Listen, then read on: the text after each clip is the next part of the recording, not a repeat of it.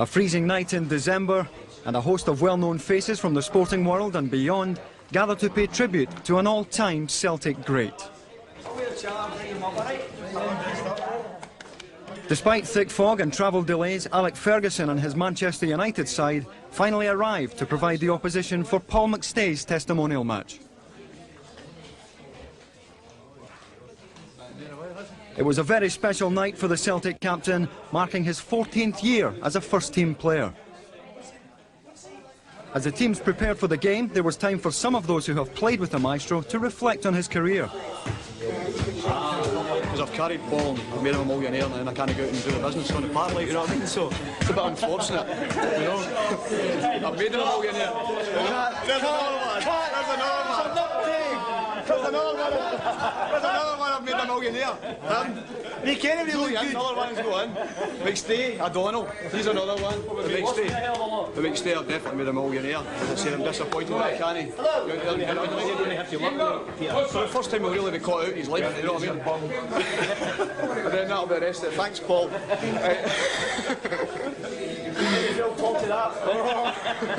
And Brian Neal's back, so I'm delighted I'm not fit. I think the supporters are very keen. I think they've shown that the numbers have turned up to buy tickets. Some of them have good for hours out there. So it'll be a real Celtic occasion, and it's one I'm sure the whole McStay family, particularly Paul, I look forward to very, very much. What's it like to play alongside a Celtic legend like Andy Walker? Some player, isn't it? Definitely. I just hope you run fast and score goals. Run fast, score goals. That's goal, pressure on regard. A capacity crowd greeted Paul as he took the part with daughters Siobhan and Melissa for one of the most memorable occasions of a distinguished career. A very emotional time, and I think what hit me most the night of the game against Manchester was the feeling that, well, maybe these fans were here to support Paul McStay on the night, because all right through my career it's been the team, and that's the way it should be. But for that one night, a special night, as I said, it was quite emotional, tell you that.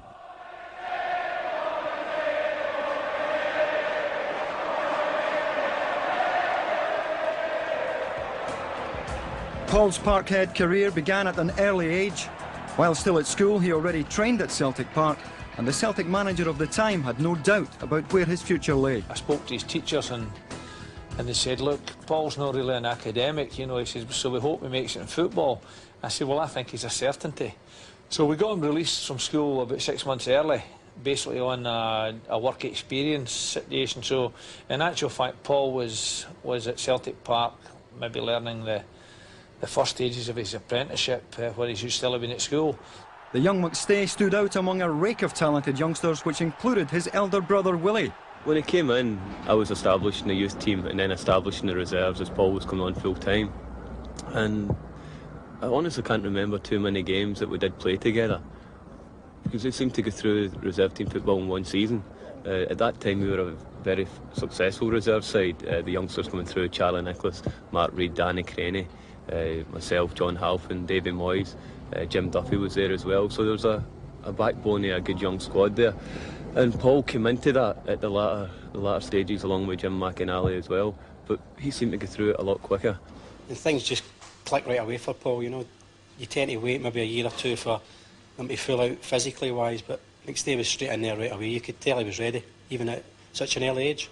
And all of a sudden we got to a situation where I was keeping him out the team simply because of his age and not because of his ability. And I worried about it, how to introduce him. And then I decided we're going to take the plunge. He made his debut against Queen of the South in the Scottish Cup. His league debut followed shortly after. I didn't tell Paul anything about it, didn't let him know he was going to be in the team or anything, because I felt that was the best way to handle it. And we got to Aberdeen, told him maybe an hour and a half before kick-off he was playing. He went out and played as that's the only place he'd ever been. Short one, McCluskey, McStay. Oh yes! Sheer brilliance from young Paul McStay. After scoring in your debut, you're going to get a wee bit of publicity. Maybe even after that, a good spell, maybe 2 or 3 games or whatever, a wee run just in. And then I was demoted to the bench, because my form had dipped a wee bit. But I was just delighted to get a crack at it at such a young age. The following season, Paul played in every league match, and in October played in his first Old Firm game. In a memorable match, the young protégé was outstanding. Common playing it through the middle. The Rangers defence headed heading. Here's a great chance for Murdo McLeod. McStay following up. Paul McStay in his first Old Firm match makes it one apiece. Yeah, I think if you look at the pictures of the time or the TV footage, I think that would explain how happy I was. I just couldn't believe it. You know, even though it was a 6-yard tap in, the happiness and the joy it brought myself and all the fans in the background, I think that memory will live with us for a long time. McStay so determined. Perfect chance for McGarvey. The two exceptional qualities I seen was his vision and his passing ability. He had a great ability, Paul, when he first came in the team, that he was playing against stronger guys, quicker guys than himself. But because his vision was so good, he was a yard ahead of him. He could make space in any amount of situations. And for somebody so young, that's difficult to do. And when you see it in somebody so young, you realise the talent is there. So I think it was easy for Billy McNeill at that stage just to throw him in. There is a certain sides to Paul that a lot of people don't really ever see. I mean, the drive he has on the field has always been there. He hates to lose.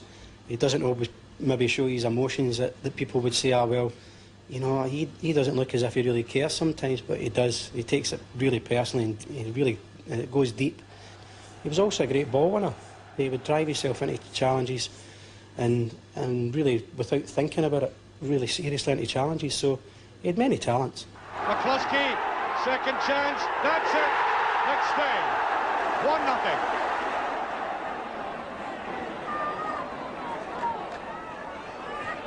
Beautiful ball by McStay. Yes, number 29, Charlie Nicholas. At that time, I mean, Charlie was a sensational player, and I mean, people would pay entrance money to watch him alone. Very talented guy, and he came through the ranks, as did Willie, Danny Craney, Davy Moyes, John Halpin at that time. There was a lot of good lads coming through. He had now firmly established himself in the side, playing with skill and maturity. In December 1982, Celtic faced Rangers in the League Cup final.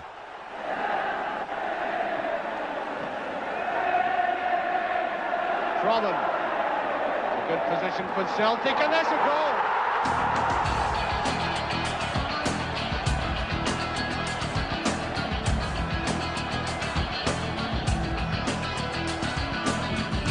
My first medal. Probably the thing that annoys me most is I get taken off in the game. I got a bad injury and didn't see the game out. But the goals again stick out, though. The two great goals, Charlie and Murdo. And again, savouring another piece of silverware again, not just after winning the league a few months earlier and then winning the League Cup. No, it was just amazing times, and again, I wanted it to go on forever, but as we found out after that, no, it didn't. The Old Firm stranglehold was broken with the emergence of Dundee United and Aberdeen. Celtic, however, had discovered a special talent.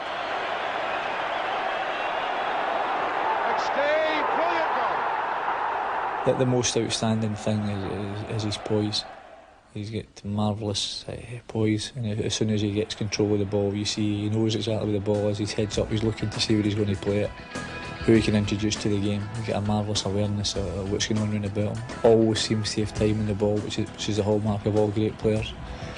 He gets fantastic vision, both short and long, and he's one of these players that can totally control a game.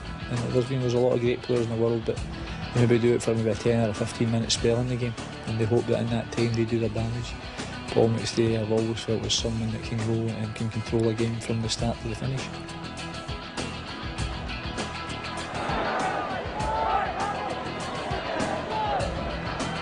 McLeod down to McStay.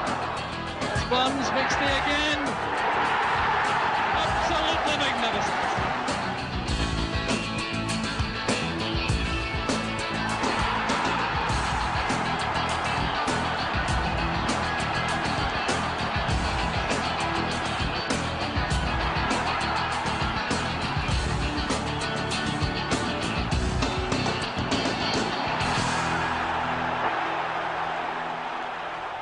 The departure of Billy McNeill as manager in 1983 after disagreement with the board led to the appointment of Davy Hay and a very different style of management. Very quiet Davy in a way. If you go on his wrong side or if he wasn't happy, let you know. And I felt the brunt of that a couple of times though. A dramatic Scottish Cup victory in 1985 came after the second half substitution of Tommy Burns and Paul. The changes that day helped us win the cup because we were going nowhere and the manager felt we made the changes. I was disappointed to come off myself, but I mean the change did win the game. And again, it was great because Willie was part of that team as well. And it was a happy McStay household that night, I'll tell you that. Just the two has been part of a cup winning team.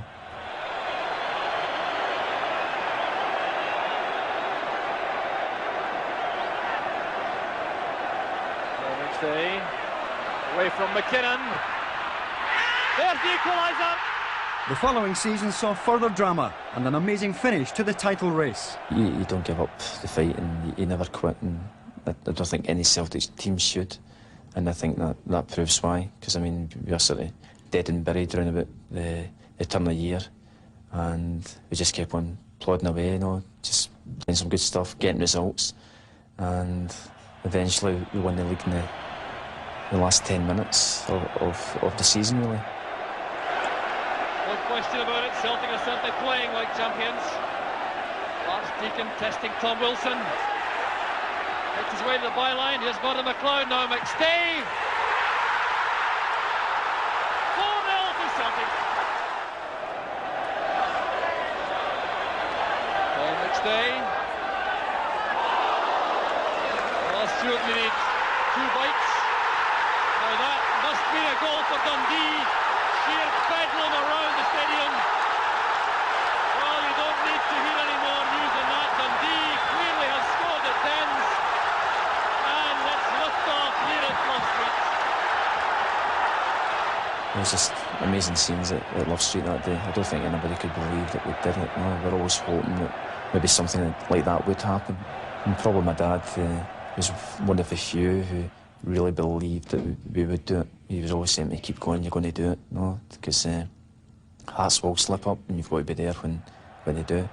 So that gave me encouragement as well.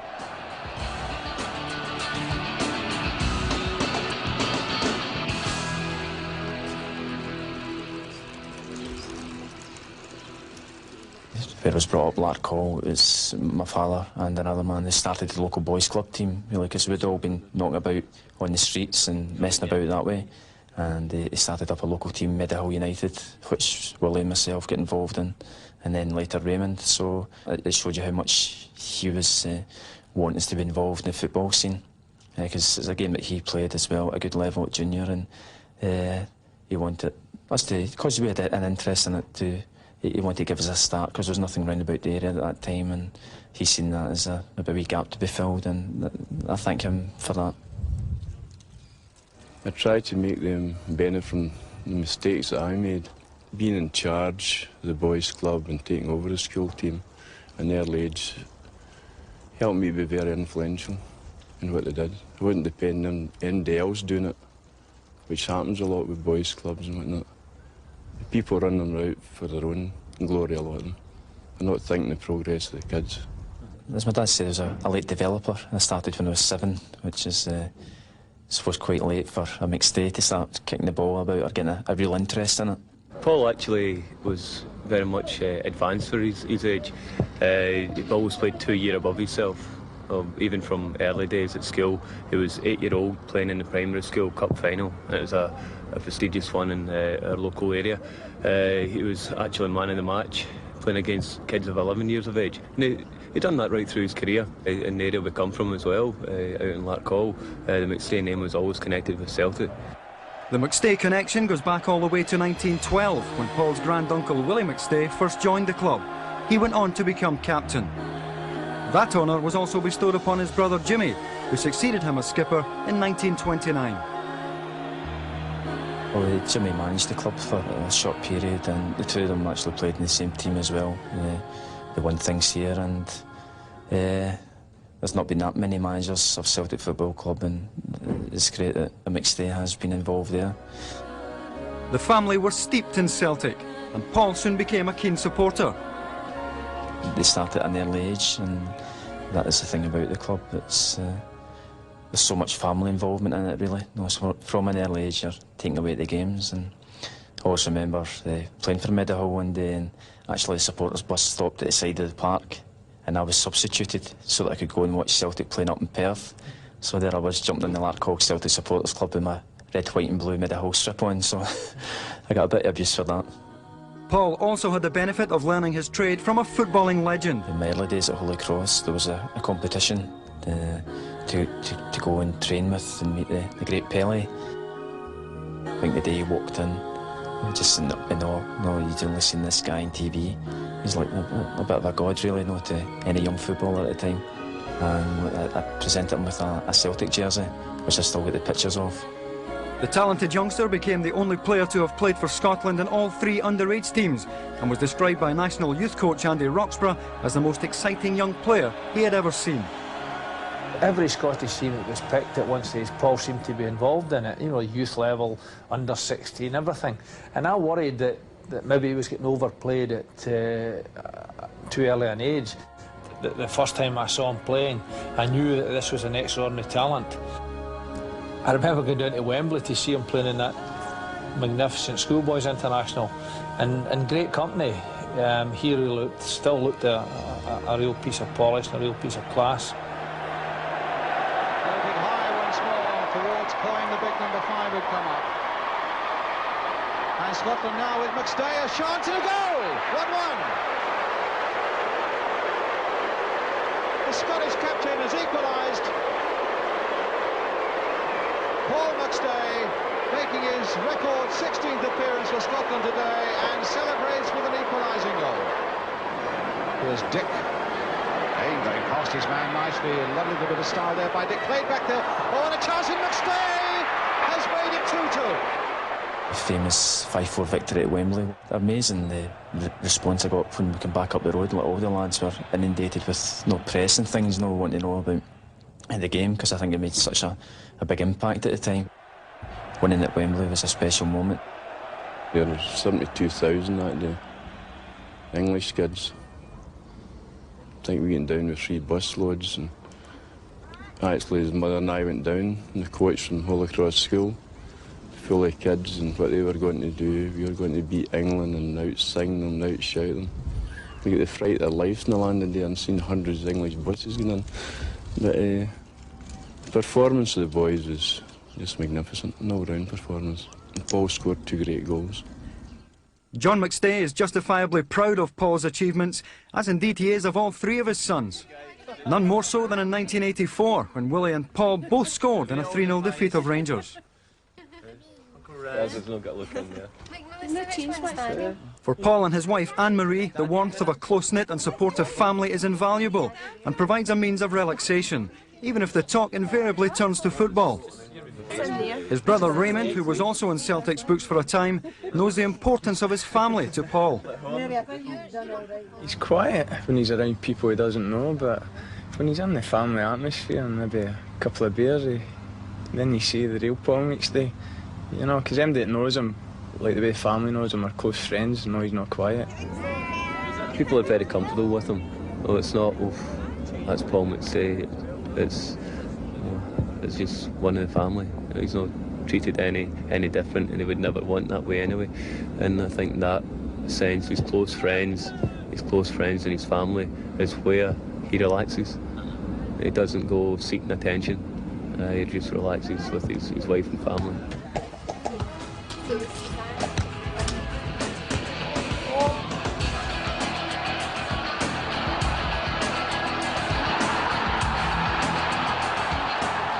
In 1986, Scottish football was rocked by the arrival of Graham Souness as Rangers player-manager. With him came expensive signings from south of the border, and in his first season, the league championship was won by a rejuvenated Rangers side. Celtic supporters knew it was vital that they mount a challenge in their 100th year in existence. It's a very special year. There was plenty of celebrations arranged off the park. There was a play to commemorate the centenary and lots of other things that supporters were running. So it was important that we had some success on the park as well. Billy McNeill returned to the helm and set about the task of restructuring a side which had lost some key players. It was interesting because obviously all I had seen were fleeting games of him, and you know, I wondered how his development had gone, but I needn't have worried because he had progressed satisfactorily. He'd become the good experienced player. He was the top man, and everybody else took a lot of heart from the way he went about his job and his game, and I think he drove us on to win that championship that year.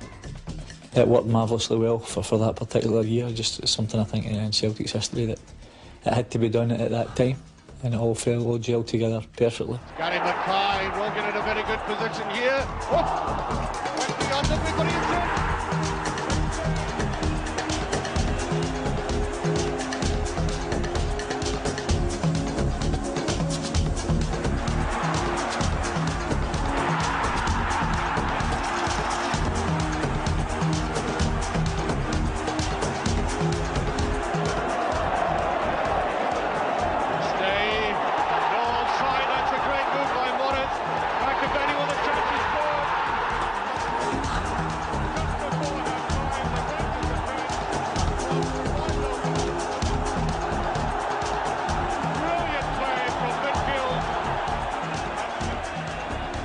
In '88 was just flowing football. I mean, with that many options, a good strong squad, and there was so much pace in the flanks as well. So really, the thing that I'm looking for is outs, and with the width and the pace there, there's plenty of choices where to hit the ball really.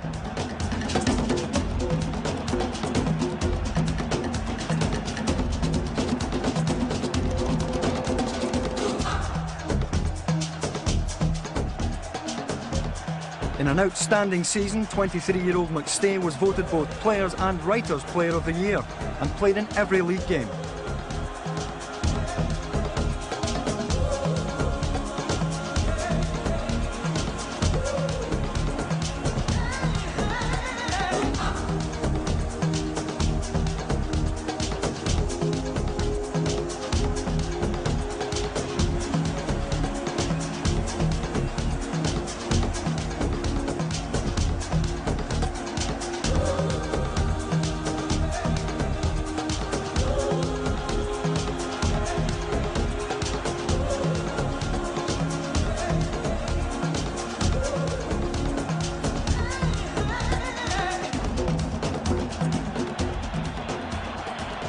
You know, individual games, I could pick out loads and loads in which Paul was shown, but the lovely thing about him is there's a consistency about his performances that is very heartening.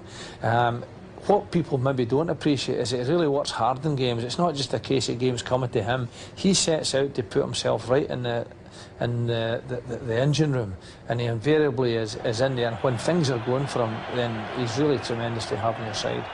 Good play from Paul McStay. Two men waiting in the box.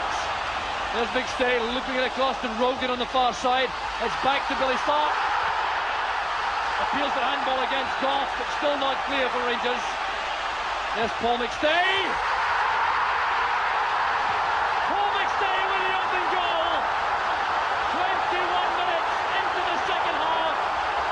The Celtic end goes wild. A superb strike by Paul McStay. The one you could say sort of clinched the title in that game, because we knew if Rangers would have won it, it would have clawed them back into a wee bit and we'd have been under pressure, not till the end of the season. But winning there, I think, sort of eased the pressure. And again, a great team performance. Everybody knew what had to be done the day and just went about our business. And there was no way we were going to let it slip that day.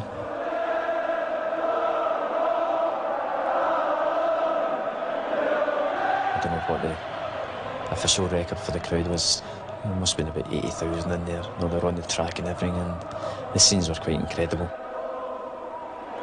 If you could have written the script, that's the way you wanted it to be. You know, probably Brother Bolford away back then would probably say, if you want to win the league, it's going to be the Centenary, you know. The fans showed their appreciation as well. The scenes were just amazing.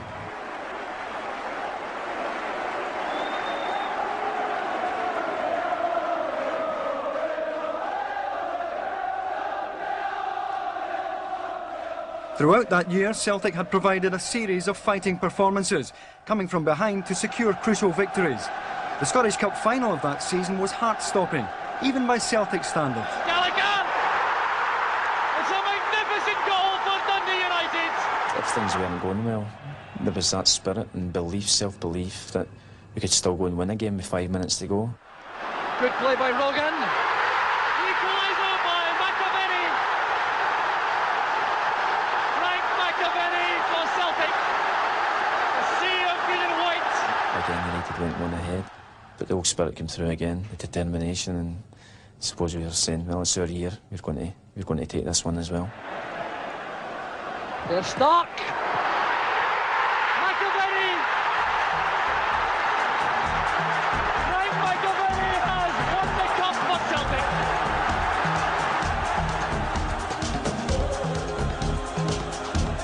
You know the happiness that you feel inside, but I think when you're looking at terraces and just see the smiling faces and jumping for joy, I think that affects you even more, because it's just because it means so much to them now.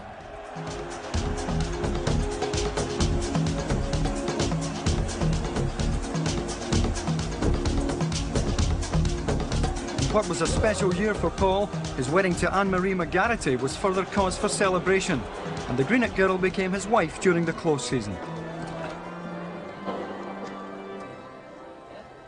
Most people who know Paul know that his commitment to his wife and daughters is a large part of his life. The glamour of the footballing world is something which Anne-Marie is unimpressed by. I was on the phone and just chatting away, and she was asking what I did. I was trying to explain her, no, well, I play football. And she says, well, no, what's your real job? There's a new bump in the motor, Daniel. Don't talk to me about bumps. Here we are a few years later with 2 wee kiddies and one on the way. If you take away all the time that the football takes up, I think the time that's left has to be spent with your family, really. Anne-Marie's been brilliant. She's a big part of my life now.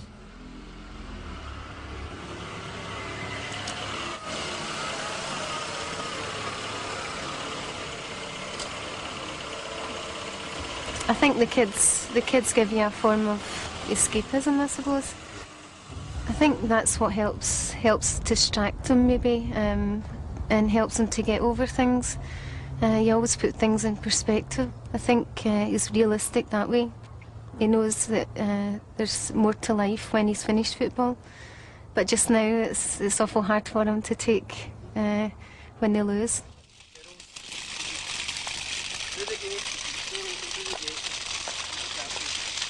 I used to go to all the home games with Paul's mum before I had the kids, but now it's curtailed a wee bit. So he'll never blow his own trumpet, never. He's very modest, and he'll never come home and say that he's been outstanding or had a good game or anything. He's just always first to criticise himself. The family are very special, and they've always been just like an extension of my own family, and you know, it's been great from that point of view. We all got on well, and they would be right behind us if we needed them.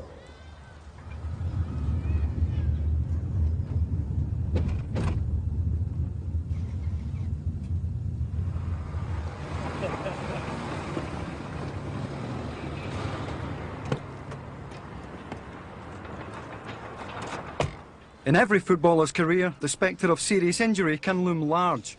While before 1991 Paul remained relatively injury-free, he was out of action for virtually the first time in 10 years when he picked up a knee injury in a pre-season friendly. At that time it was frustrating because it's the first time I'd really had anything like this, so that's a long-term injury. If I do have an injury, I know there's somebody very capable of looking after us, no Brian Scott. I think he's priceless now. If you put him in the transfer market, he'd be worth millions, and that's no exaggeration. Yeah, he's just priceless for a place like this. We've had a medial ligament which was detached here, which was surgically stapled back on. Last season he had 3 operations on and around his foot and ankle on his left side as well. On top of that, we've had a left hernia repair. So, I mean, it's all down the one side, you know, the left hernia, left medial ligament. These are 3 wee bony deposits that were found in amongst the tendons here. surgeon just chipped this wee bit of bone off the front here. It actually just fell off. It was dead easy to do. But if I could get a new left leg, we'd be doing okay on it, you know. Yeah. One of Brian Scott's other innovations was that of the hyperbaric chamber, which, with a combination of increased pressure and oxygen, helps to reduce any swelling caused by injury. I think we've had the machine for about 2 years now. Sometimes an hour, and about an hour you're in. I think if you're a bad boy, you send off for that, you go in here for a wee while, kill you down. Very, very, very professional in his whole attitude. You know, whether it's in here with he's injured, whether he's in the gym, you know, he gives it 100%. You can guarantee he won't take shortcuts.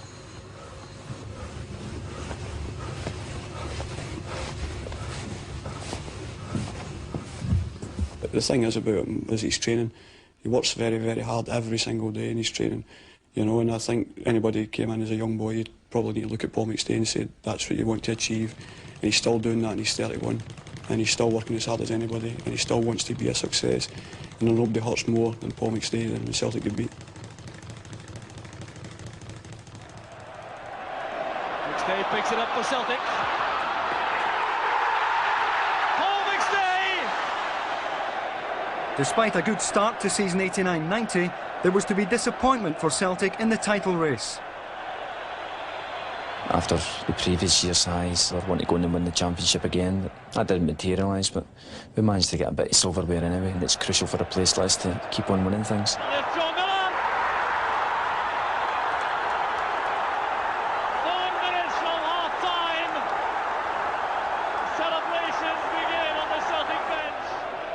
think after the success of the double winning year, you try and build on that. It should have been a springboard for going on and getting a good run of winning championships and trophies, but there was no investment at that time in quality players. Instead of that, we're letting players go. We had lost influential players. We had lost players with tremendous enthusiasm and infectious enthusiasm. So Paul was thrust into a difficult position, plus the fact that things weren't going particularly well. We had obviously the challenge from Rangers. They seem to have almost an inexhaustible supply of funds to buy good and quality players. We lost too many experienced players. I mean, everybody went. Well, we had 4 or 5 players left after that, and it left me and Paul as the oldest stagers in the team. You know, I mean, I was only 23, 24. Paul was 25. And we were left to people to look up to us coming into the side, and it was very, very difficult because we were still looking for a lot of help. Among those who left were Burns and Aiken. The older established players were getting let go then, and that takes a lot of the soul away. And I don't think it helped people like Paul. Suddenly I think he was, 24, 25, and caught in the middle of a club who was a little bit of turmoil, and he was having to carry a responsibility. Very unfair. He wasn't getting much help at all. Paul became the third McStay to captain Celtic, taking over from Roy Aiken in 1990. He also succeeded Aiken as skipper of Scotland. He now has over 70 caps for his country. My first full international was against Uruguay. Again, it came at a very early age, and it was the great Mr. Steen who gave me my chance, and to be involved with a team that Mr. Steen managed was just unbelievable. At that time, Scotland had quite a few stars. I mean, they had Souness, who was at his peak at Liverpool at that time. David Cooper was automatic on the left. He was playing well for Rangers. Jim Bett. You had many talented players, Gordon Strachan also. So it wasn't particularly easy for the youngster to come in and always get his place. But he established himself really quickly into the team. And within, I think, 3 or 4 caps, he had more or less made the place his own. A great cross. The header, the ball is in the net, and it's Paul McStay. The youngest Scotsman on the field gets his first goal for Scotland. Mr. Steen was saying, no, it's a chance for me to sort of make my mark at international level. I'd been in the team for a couple of years, and no, maybe he was looking for a wee bit more.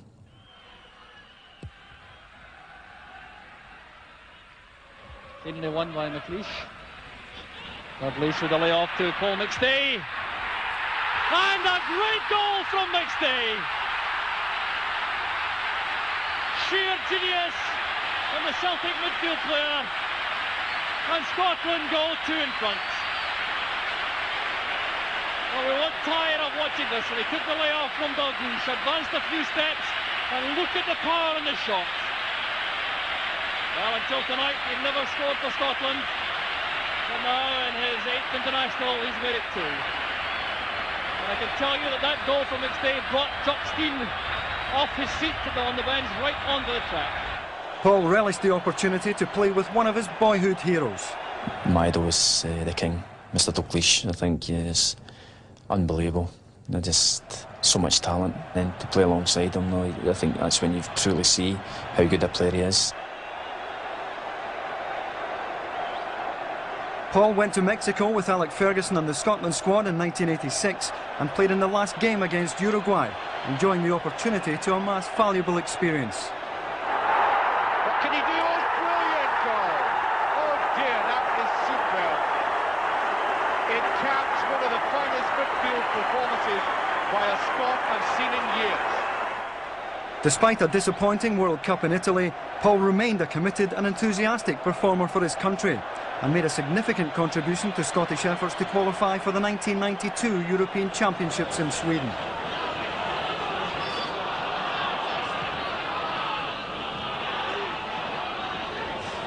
McAllister to McStay. There's McCoist, he's onside. The chance is on again with the opening goal. There's Paul McStay.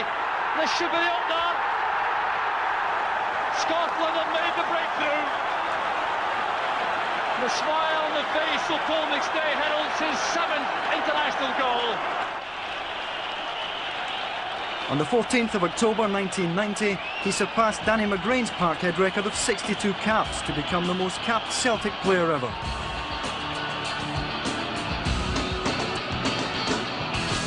The transformation that has taken place at Celtic in recent times is something that gives Paul a great deal of pleasure. The process of rebuilding the club is evident in the magnificent new stadium that continues to take shape. The turmoil that engulfed the club in the early 90s was evident for all to see.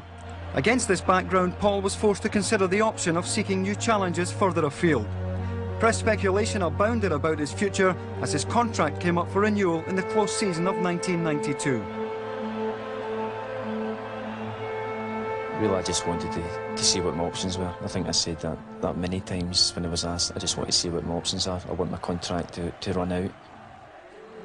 Supporters were stunned when Paul made a much talked about gesture at the end of the last game of the season. I threw my jersey into the crowd just to say thanks for all those years of support. And if I was going, I'd said my farewells, because I heard players in the past saying I never had a chance to say bye-bye to the fans or just to say thanks to them. I never really thought about it at the time that it would be such an impact, but I just wanted to show the fans my appreciation. There was a huge amount of speculation about his future as he agonised over the decision he had to make. There was an opportunity for him at one time where he could have left the club, and I've no doubt when I spoke to him before about that many times. And told him that if he wanted to improve himself as an individual, it would possibly be better for him to go to the continent or to England or wherever and learn something else, as opposed to just the same thing week in, week out, the same players marking you, making it difficult for you to play, not really bothering about whether they're playing or not, just as long as you're not playing. And it takes a lot to keep battling against that type of thing. Although the media pressure to make a decision at that time was unreal, I think they were want me to make a decision right away whether to stay or go, and lots of letters from fans giving us backing and saying we're right behind you, just you take your time, never mind listen to the media. I think it was a big decision to make, but I was 100% behind him, definitely. Would have gone anywhere with him if he had to move and he felt for any reason they wanted to move, then yeah, definitely would have been 100% behind him. My wife Anne-Marie always stated, after all the year of will he go or will he stay sort of thing, she always says, make sure you have no regrets. Never have any regrets when you finish your career. If you wanted to go and play elsewhere and all the rest of it, because I don't want you moaning later on in life that, yeah, you wanted to do this, I wanted to do that. It was actually amazing the amount of people who want to sign him at that time, and I think that was testament to the spell he was going through and the form he was showing his career. And he handled it very, very well.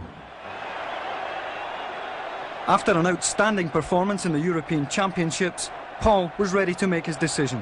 One of the major factors right through my career has been my family, and now with my new family starting in November, maybe it's in Anne-Marie's and myself's interest that the baby is born in Scotland. Having considered the alternatives, he has never regretted his decision to stand by the club he loves. And people just give an opinion. You know, they don't look at a whole general picture, they just give an opinion of what they think would be best for Paul. But ultimately Paul McStay was the one that had to make up his own mind. And nobody can ever say he was right or wrong or whatever. He done what he felt was best for him and for his family. And that is everybody's prerogative. The downward spiral, which had begun after 1988, had continued into the 90s. Throughout this Barren Spell, which would last 6 years, McStay remained an inspirational figure for Celtic.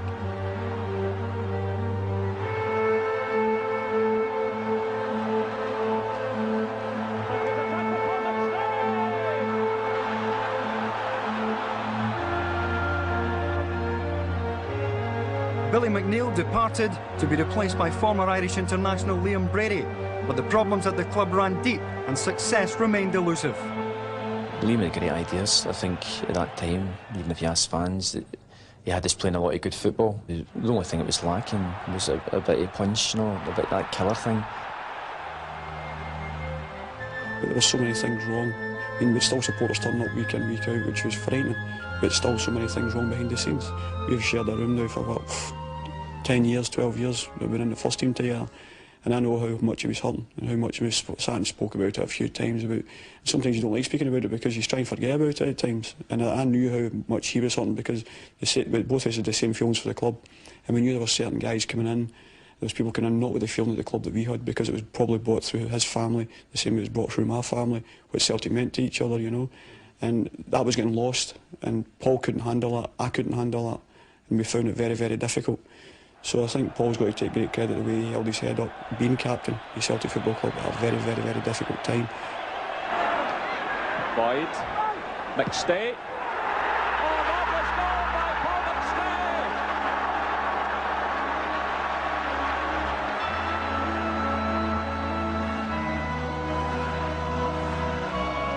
The patience of supporters was running out, and the Celtic board remained intransigent in the face of protests about their lack of investment and refusal to relinquish control. It was an impossible situation for Paul, who was unable to make his true feelings known. It's particularly difficult when you're captain of the club. I mean, it's not the worry that you're saying the wrong thing or you're disagreeing with people. That ain't the worry of it. I understood Paul's predicament there. It's just the fact that he's the club captain. He's got to be showing the right example to younger players and other players, and the supporters, trying to keep a unity together in the club. At that time, I felt the unity was completely gone anyway between board and players, and supporters too. I think only the players and the supporters had any sign of a relationship, which was getting a bit hard to accept for the players at times. But Paul tried to keep it together as best he could. I really realised the predicament he was in and understood his position. The appointment of Lou Macari as manager failed to paper over the cracks. There wasn't a lot you could say. It was your employers, and you did have to watch what was said. The only way you could try to help the situation again is go out in the park and give your all, and that's something I did. You don't want to deflect all the blame. At that time, on the park, it wasn't happening, and we, as players, myself included, I've got to look at myself and say, what did I do at that time? Was it enough to come in and try and work in an atmosphere which was getting worse every day? It was pretty hard. Back with Paul McStay. And Celtic have made it at last. The captain strikes. At the 11th hour, the club was saved by Fergus McCann, who came in with the cash injection that was needed. Paul's relief was shared by the supporters, as was his delight at the appointment of Tommy Burns as manager. I just felt that Tommy would end up back here in some capacity. I'm sure he always dreamed to come back here as manager, and maybe it happened quicker than what he thought. He's still a young man, and his couple of years at Kilmarnock was good experience, but to come in, try and turn this club around as well, he had a big job in his hands. And for the midfield players, for the Hat and Gant in particular, you're looking up You see the first front player, up beside him, so it comes towards you, beside him, then he's in, the ball's getting laid off, and we'll get the shaky to go. Just to see that. Grant checks inside McCall. On for McStay. It's a second for Celtic. Another superb goal. Paul and the team received an immediate boost and celebrated with a superb performance against Rangers at the start of the new season. However, the ills of the club were far from cured. The Coca-Cola Cup of 1994 is a nightmare that is etched on the memory of every Celtic fan. I think it wasn't even just about that day. I think it was about the years before it. This could wipe away all that, the bad memories sort of thing, bring the happiness back, and it just wasn't like a one-off cup final. It was like 6 years rolled into one, after the feeling of feeling you should have won the game, and then having this intense pressure. With the score tied at 2-2 after extra time, it came to the agonising ordeal of a penalty shootout. The responsibility fell to the captain as it went to sudden death.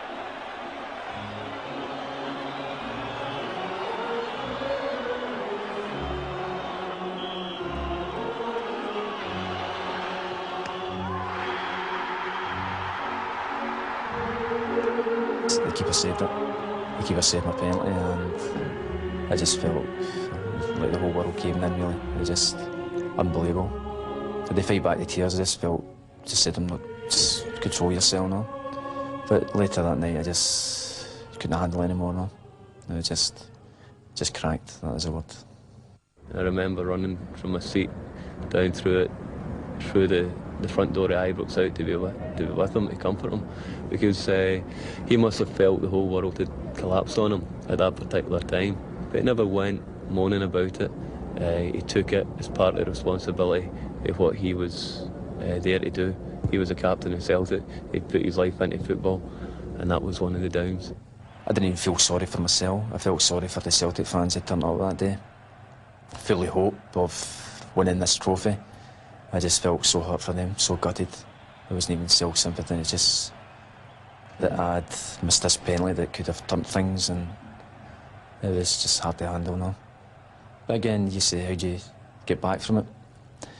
You can either run away, go in a shell, or go out and face it. The next morning the press were here. I had to go out and face them, and I suppose that was part of the therapy. Well, he dealt with it very well, and with great dignity.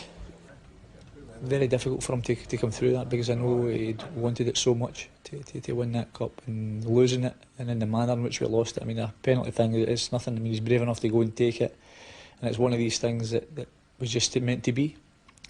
But obviously seen how upset and distressed he was after the game and back at Celtic Park, and just the feelings that every Celtic supporter went through, which was just, you know, mental torture, because we all felt the same way and thinking, God, are we ever going to get out of this mess?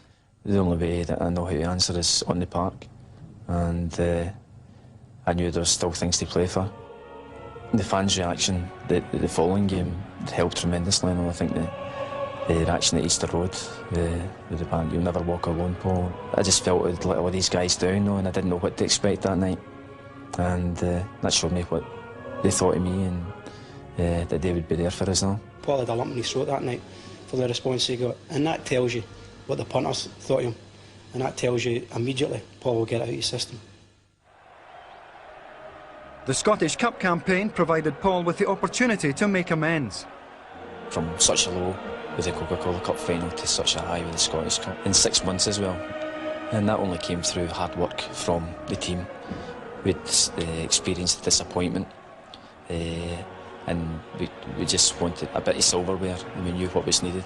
We needed a good cup run, and we gave that. We gave a lot of fighting performances, and the semi-finals as well, going right good displays. Back here with Paul McStay, great ball in the full back. That's the up. Brilliant play from Celtic.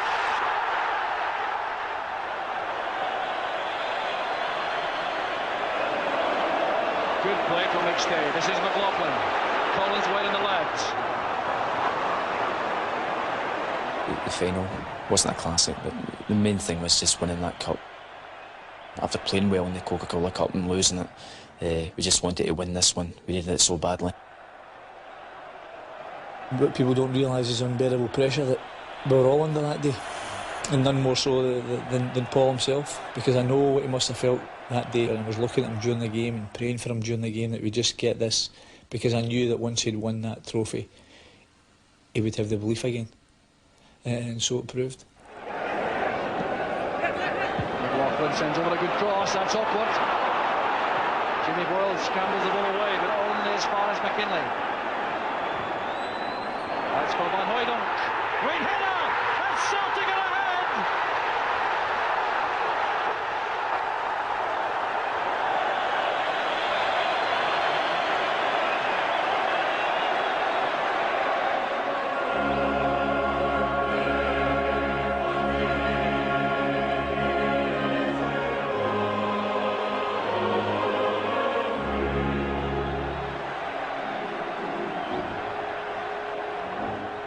I think the relief was there for all to see, and the happiness was there for all to see as well.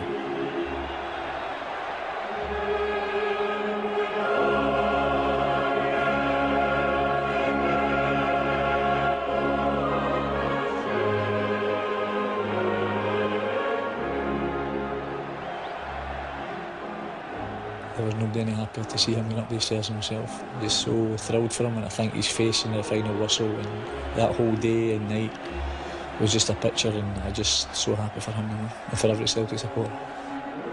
And the relief when we did the lap of honour and all the punters' faces, I mean, it was just incredible. It was a tension and the relief rather than the feeling of success again.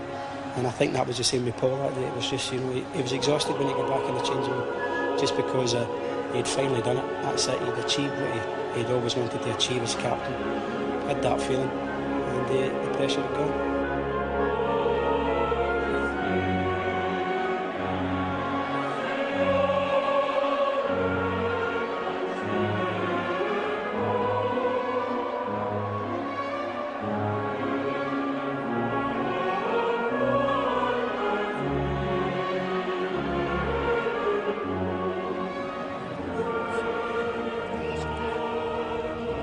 The rebuilding of Celtic continued in the wake of the Scottish Cup victory, and season 95-96 has seen a rejuvenated Paul McStay. Kinley doing well to get in the cross. Once again, it's David Farrell who's there. Should turn by Grant. It's Paul McStay! That's a wonderful goal by the Celtic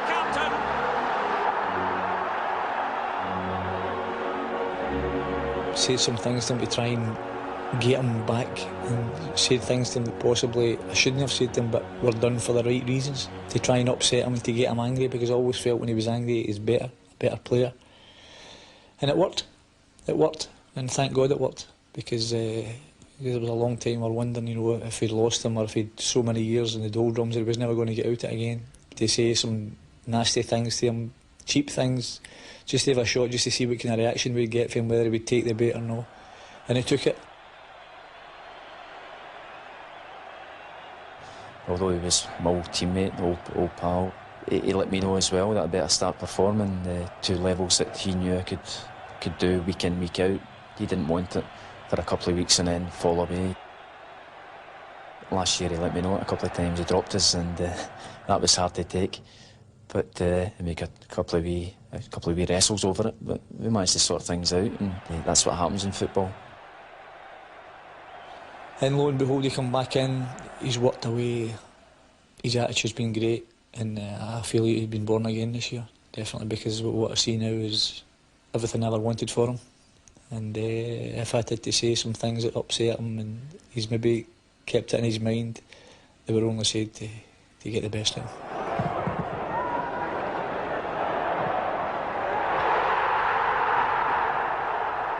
Paul McStay has over 70 caps for Scotland and has played more than 600 games for Celtic. He remains an inspirational figure for the club and one of Scottish football's most talented players. 37,300 fans braved the elements on a cold December night to pay tribute to one of their favourite sons. And they weren't disappointed as they were treated to a highly competitive game against English champions Manchester United. Early in the game, Simon Donnelly broke from inside his own half and embarked upon a 60-yard run, finding Andy Walker with his layoff.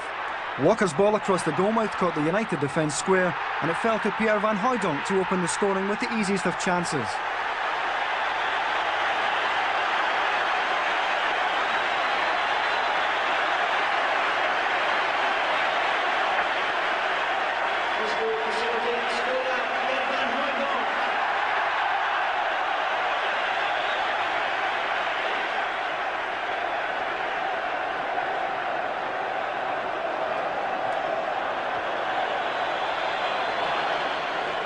A United corner in the 19th minute gave the visitors an opportunity to level the score.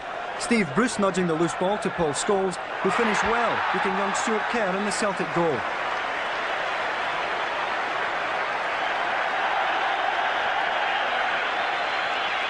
Goal for Manchester United.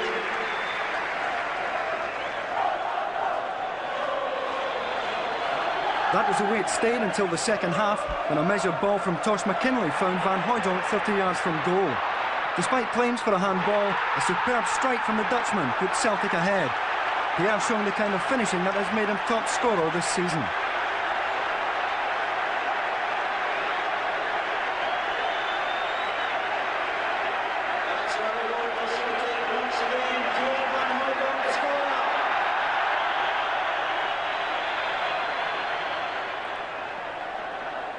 Celtic continued to press, with substitute Chris Hay coming off best in this encounter. A delicate chip over the keeper made it 3-1 with 5 minutes to go. A memorable goal for the young Celt. For Paul McStay, it was an emotional occasion to mark an outstanding career with the club and fans he loves. It's alright saying you're a big Celtic man, or this, that and the other. I've got the chance to prove it even more by getting out there and doing it for the team that I supported. I'd like to think my commitment on the park maybe tells people how much this place means to me. And I'm sure once I hang up my boots, the scarf will get brought back out again and going to watch the games. So I mean, that's the only team I want to see winning anyway.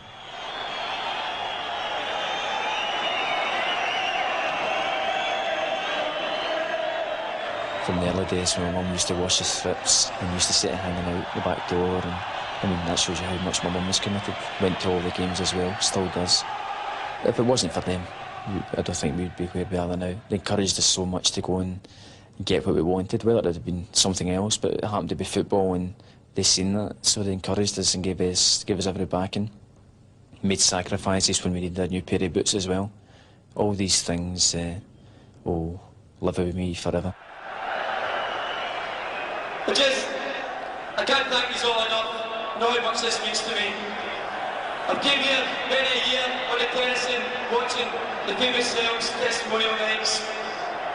I've played boom, and it's just an unbelievable feeling. And I thank you all for making this a very special night for myself and my family.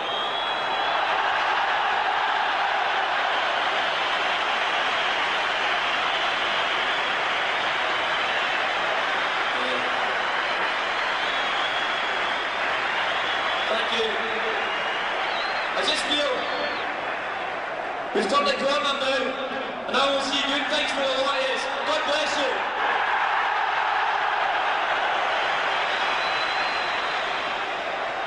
He's very much the leader now.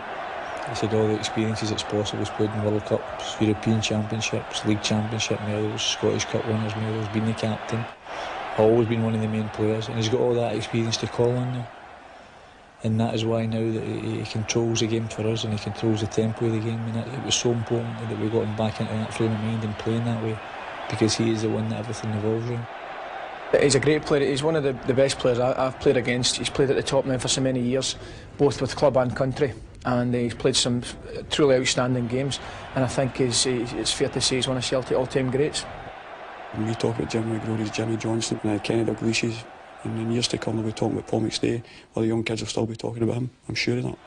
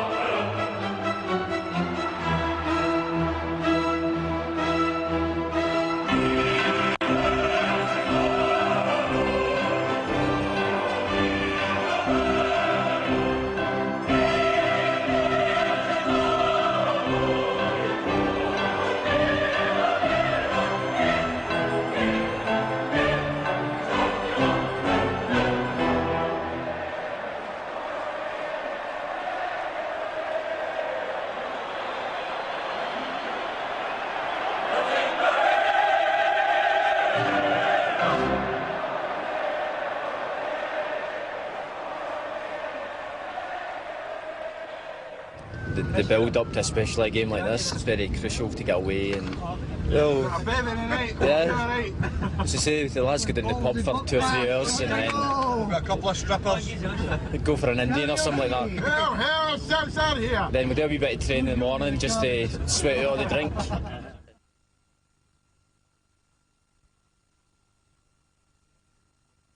Especially for the teamwork, and it is important to have a player like Paul McStay in the team. Is it yours? I think we have a very good partnership in the team. Sorry, is it yours? Hello, Pierre.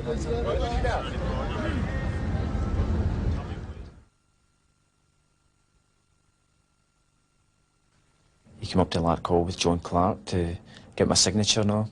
I mean, even to have Billy McHouse, start cutting Billy McHouse and your McNeil. I don't know if I said the right thing there. We all right in the night.